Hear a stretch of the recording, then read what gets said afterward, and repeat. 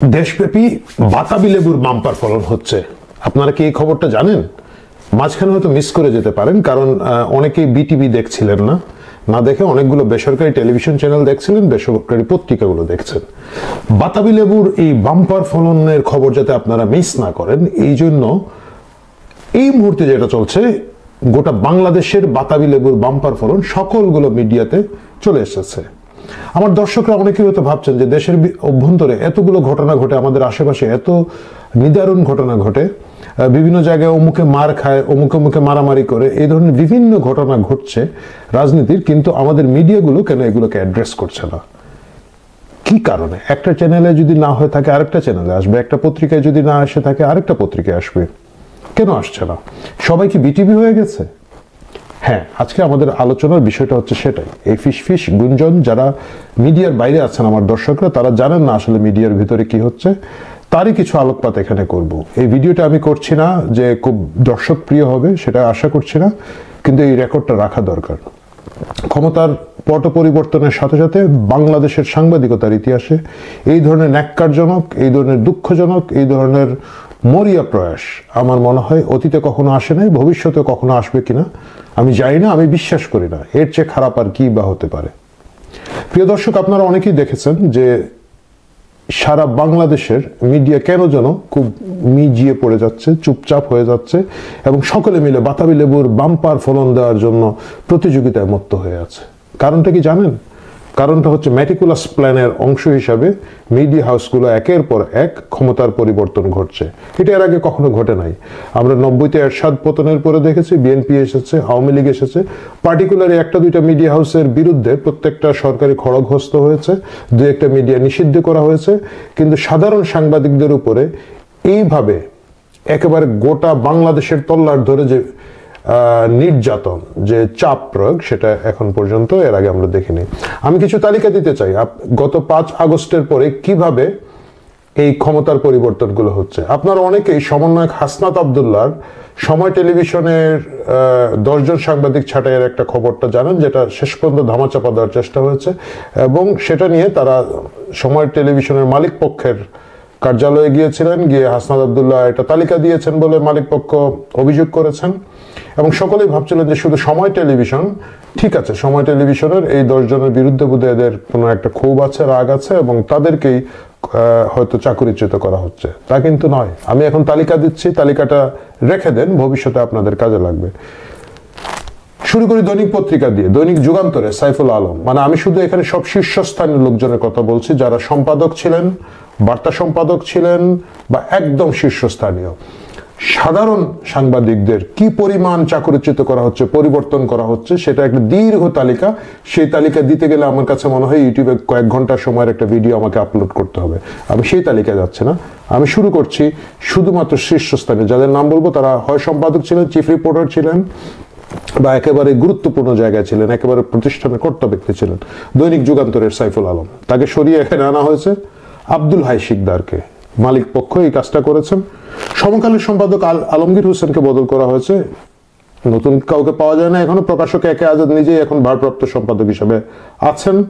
হয়তো আমি জানি না কোথাও কোনো ধরনের টাগোবার চলবে, এবং আমরা এখানে হয়তো দেখতে পাবো বাতাবি লেবু কর্তৃপক্ষের পছন্দের কেউ হয়তো অচিরেই সম্পাদক হিসেবে আসবেন। East West media group, Bashundhara গ্রুপের, সেখানে গ্রুপের ডিরেক্টর হচ্ছেন কাদের গনি চৌধুরী। আপনারা জানেন যে ইস্ট ওয়েস্ট মিডিয়া গ্রুপ আর যে পত্রিকাগুলো আছে, কালের কণ্ঠ, বাংলাদেশ প্রতিদিন, বাংলা নিউজ, এবং তাদের আরো যে মিডিয়াগুলো আছে, টেলিভিশন চ্যানেল শো, এইগুলোর উপরে প্রথমে এক ধরনের খুব রাগ ছিল, কিন্তু বসুন্ধরা গ্রুপের এই প্রকাশনাগুলোর জন্য দৌড়ে জামাতে ইসলামের আমির সাহেব গিয়ে তার চেহারা দেখিয়েছেন, এবং বিভিন্ন লোকজন সেখানে চেহারা দেখাচ্ছেন। সর্বশেষ শফিক রেহমান ওইখানে গিয়ে কেক কেটে এসেছেন। সো সেখানকার মিডিয়া ডিরেক্টর হচ্ছেন কাদের গনি চৌধুরী। ভেতরে ব্যাপক চাকরিচ্যুত করা নতুন নিয়োগের ঘটনা ঘটছে। দৈনিক প্রতিদিনের সম্পাদক মুস্তাফিজ শফি, একজন তরুণ সম্পাদক, খুবই জনপ্রিয় সম্পাদক ছিলেন এক সময়।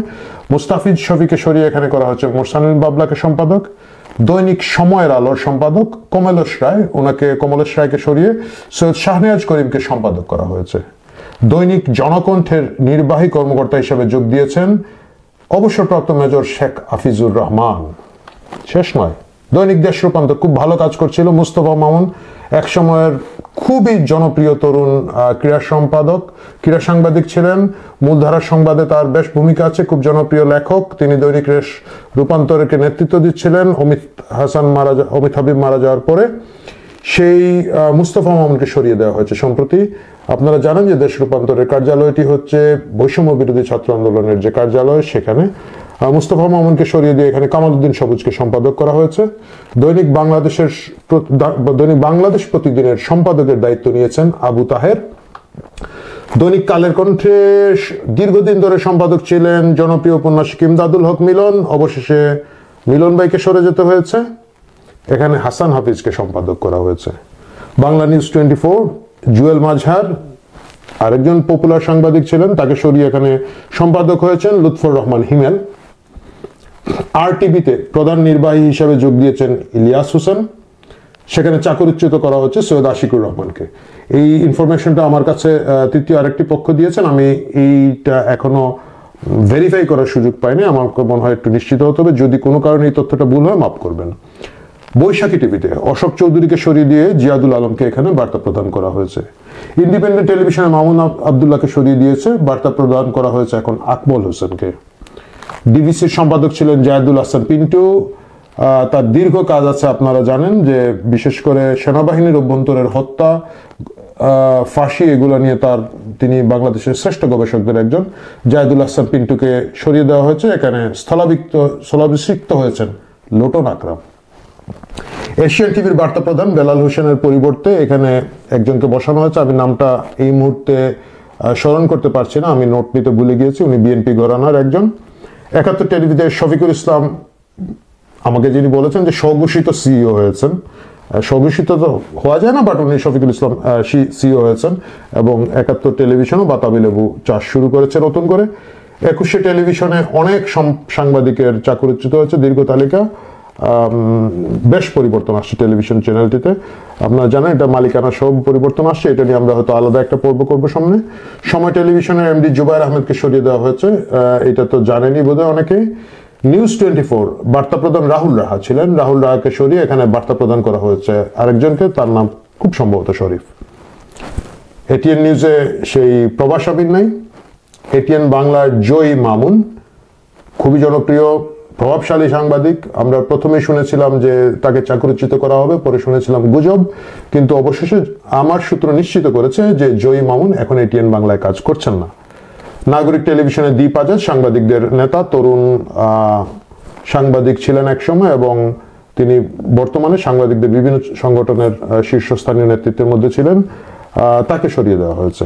সরকারি প্রতিষ্ঠানগুলোর পরিবর্তন আমরা ধরে নিচ্ছি এটা হবে। বাসসে মাহবুব মুর্শিদ এসেছেন, তারপরে পিআইবিতে ফারুক ওয়াসিফ এসেছেন, সাংবাদিক কল্যাণ ট্রাস্টের এমডি হয়েছেন এম আবদুল্লাহ।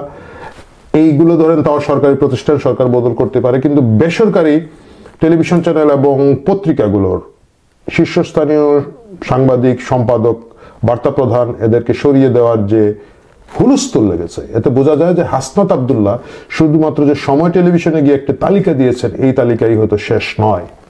কারণ কোনো মালিক পক্ষ এখানে যারা আছেন এদের অধিকাংশ কিন্তু এই পত্রিকাগুলো বা এই টেলিভিশন চ্যানেলগুলোকে একেবারে শুরু থেকে গড়ে তুলেছেন, তাদের সেই মমত্ব, সেই মায়া দিয়ে এই টেলিভিশন চ্যানেল বলেন বা পত্রিকাগুলো বলেন, তারা আজকে যে অবস্থানে আছে সেই অবস্থানে নিয়ে এসেছেন। কোনো মালিক ইচ্ছা করে চাপের শিকার না হলে এদেরকে বাদ দেওয়ার কথা নয়। আপনারা দেখেন যে প্রথম আলো এবং ডেইলি স্টারকে নিয়ে বলা হয় তাদের বিরুদ্ধে অনেক প্রচার প্রপাগান্ডা আছে, তাদের কার্যালয়ের সামনে গিয়ে গরু জবাই করা হচ্ছে, কিন্তু তাদের মালিক পক্ষের উপরে হয়তো যথেষ্ট চাপ তৈরি করা যাচ্ছে না, কারণ মাহফুজ আনাম বা মতিউর রহমান তাদের তো চাকরিচ্যুত হয় নাই, ওই হাউসগুলোর ভিতরেও বার্তা প্রধান বা কারো এরকম চাকুরি যাওয়ার বা বাতাবি লেবু ফলনের লোকজন আসার কোনো খবর আমরা এখনো জানি না। কিন্তু বাকি ব্যবসা প্রতিষ্ঠানগুলোর মালিকানাধীন যে মিডিয়াগুলো আছে, এতগুলো মিডিয়ার ভিতরে এতগুলো সাংবাদিকদের চাকরিচ্যুত কোনো বিচ্ছিন্ন ঘটনা নয়। আমরা হাসনাত আবদুল্লাহর একটা ঘটনার খবর আমরা পেয়েছি, বাকি খবরগুলো আমাদেরকে কে দেবে? যারা দিবে সেই সাংবাদিকরা নিজেরাই কিন্তু এখন চাকরিচ্যুত, এবং তাদের স্থলাভিষিক্ত যারা হয়েছেন সেই বাতাবি লেবু এক্সপার্টরা, তারা নিশ্চয়ই যাদের যে সহকর্মীকে সরিয়ে তারা এই চেয়ারে বসেছেন তারা এগুলো নিয়ে কথা বলবেন না। আপনারা অনেকেই হয়তো বলবেন যে তাহলে তারা তো বাইরে গিয়েও কথা বলতে পারেন। এই যে মিডিয়া কন্ট্রোলের ডক্টর ইউনূস এবং সমন্বয়ক সহ ডক্টর ইউনূস সরকারের যে অভিযোগ আছে যে তারা মিডিয়া কন্ট্রোল করছেন, হাসনাত আব্দুল্লাহটা তো বাইরেই এসেছে, এই অভিযোগ থেকে সরকারও কোনো ধরনের কথা বলছেন না। আর বাইরে যে সাংবাদিকরা বঞ্চিত হয়েছেন, চাকরিচ্যুত হচ্ছেন, তারা কেন কথা বলছেন না? তারা কথা বলছেন না কারণ তাদেরকে নিয়ন্ত্রণ করা হচ্ছে এই সরকারের এবং তাদের সাঙ্গপাঙ্গদের প্রথম প্রায়োরিটি হয়েছিল। আপনারা অনেকে জানেন যে 8 আগস্ট যখন ডক্টর ইউনূস ক্ষমতায় আসলেন, তারপরে তিনি বা তার যে রাজনৈতিক সতীর্থরা আছেন তারা কিন্তু প্রায়োরিটি হিসেবে আওয়ামী লীগের লোকজনকে ধরতে যান নাই, অন্যখানে চাপ দিতে যান নাই। এই যে ছাত্র হত্যার সাথে যে পুলিশ বাহিনীর যে সন্ত্রাসী সদস্যরা জড়িত ছিলেন তাদেরকে গ্রেফতার বা তাদের উপরে বিচারের উপরে কিন্তু প্রায়োরিটি দেন নাই। প্রথম প্রায়োরিটিটা দিয়েছেন তারা সাংবাদিকদের উপরে যে করার জন্য। 10 আগস্ট তারিখে দুইজন সমন্বয়ক মিলে প্রেস ক্লাবে আমাদের অনেকের নামেই একটা বিরাট লম্বা চিঠি দিয়েছেন যে এদেরকে ধরতে হবে, মারতে হবে, মানে ওইভাবে তো বলেন নাই, এদেরকে প্রেস ক্লাব থেকে বহিষ্কার করতে হবে। এবং প্রেস ক্লাব কিন্তু কন্ট্রোল চলেই গেছে। প্রেস ক্লাবের ঘটনা আপনারা জানেন যে অনেক সাংবাদিকের এখানের মধ্যে সদস্যপদ বাতিল করা হয়েছে, সদস্যপদ স্থগিত করা হয়েছে, এই জায়গাগুলো করা হয়েছে।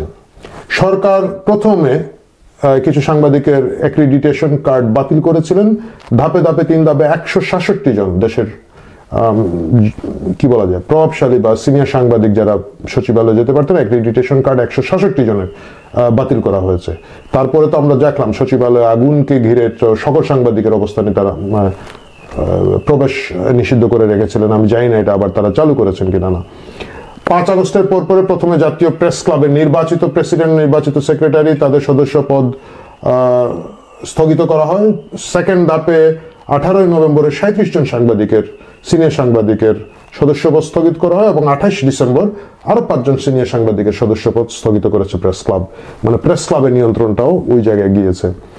আমি আগেই বলছি, আপনারা অনেকে বলবেন যে কেন আমরা শুনছি না, সাধারণ মানুষ কেন এই খবর পাচ্ছে না। কারণ হচ্ছে এদের বিরুদ্ধে, দেশের সাংবাদিকদের বিরুদ্ধে একের পর এক হত্যা মামলা জারি করা হচ্ছে, ট্রাইব্যুনালে অভিযোগ করা হয়েছে এবং এমন এমন লোকজনের নামে অভিযোগ করা হয়েছে আপনি যদি দেখেন যে আপনি নিজে অবাক হয়ে ভাববেন যে এদের নাম কেন দেওয়া হলো, কি কারণে দেওয়া হলো, এগুলো কিছু নেই। আমি কয়েকটা উদাহরণ দিই আপনাদেরকে।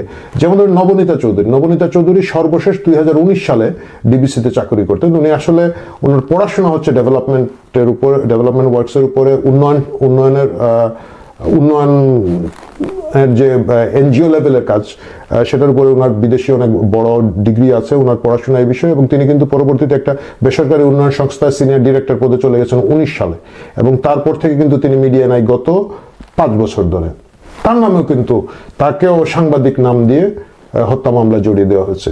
এর মানে হচ্ছে এই তালিকাটা তারা আগে করে রেখেছিল, হয়তো 5 বছর 7 বছর আগের সেই তালিকা ধরে এই কাজ করা হচ্ছে। মিথিলা ফারজানা কানাডায় ছিলেন, বাংলাদেশ সরকারের খুব সম্ভবত দূতাবাসে কাউন্সিলর পদে উনি কাজ করতেন। সাংবাদিকতায় নাই 2-2.5 বছর। এই জুলাই হত্যাকাণ্ড, এই আন্দোলনের ধারে কাছে তারা কিন্তু নাই গত কয়েক বছর ধরে, কিন্তু তার নামে কিন্তু হত্যা মামলার অভিযোগ করা হয়েছে।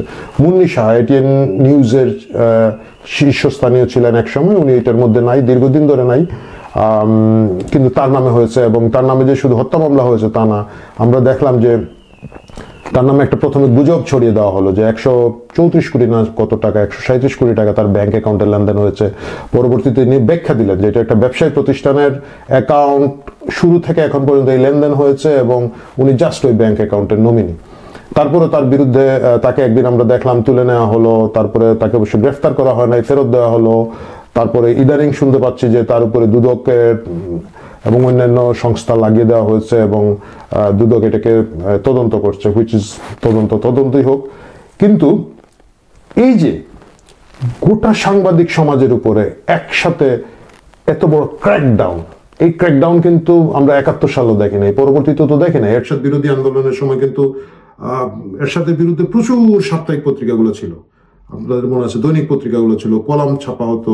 বিশেষ ক্ষেত্রে এরশাদ হয়তো বিশেষ ক্ষমতায়ন দিয়ে 1টা বা 2টা পত্রিকা নিষিদ্ধ করেছিলেন। জায়জাদি নিষিদ্ধের কথা আমার মনে আছে, একাধিকবার জায়জাদি নিষিদ্ধ করা হয়েছিল, বিচিন্তা নিষিদ্ধ করা হয়েছিল।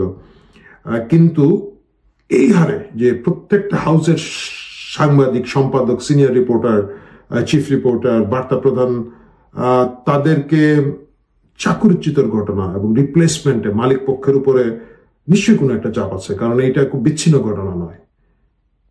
এইটা ইতিহাসে একটা কালো অধ্যায় হিসেবে থাকবে এবং এইটাকে যারা প্রমোট করছেন, এটাকে যারা খুব ভাবছেন যে না খুব ভালো কাজ করছেন, মনে রাখবেন ইতিহাস একসময় আপনাদেরকে এটার উপরে বিচার করবে। মানুষের বাক স্বাধীনতার উপরে এত বড় আঘাত বাংলাদেশে আপনাদের আগে কেউ করে নেই, ভবিষ্যতে কেউ করবে না।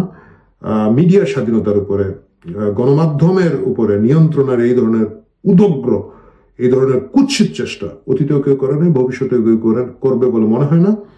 সুতরাং আপনারা ইতিহাসের সবচেয়ে কালোতম ছাপ্পাটা আপনাদের শরীরে লাগিয়ে রাখছেন, যারাই করে থাকেন। আমি ভবিষ্যতেদের নাম বলবো, এই যে বললাম এখনকার যে অস্বস্তিকর অবস্থা, আমি আরো অনেক ডিটেলস বলতে পারতাম, কিন্তু আমার কলিগ সাংবাদিক যাদের সাথে একসময় চাকরি করেছি, কাজ করেছি, তাদের অনেকেই খুব আশঙ্কায় আছেন, ভয়ে আছেন, সরে আছেন, পালিয়ে আছেন, এবং তাদের অনেকের বলা অনেক ঘটনা এই মুহূর্তে হয়তো আমি বললে তারা বিপদে পড়ে যাবেন।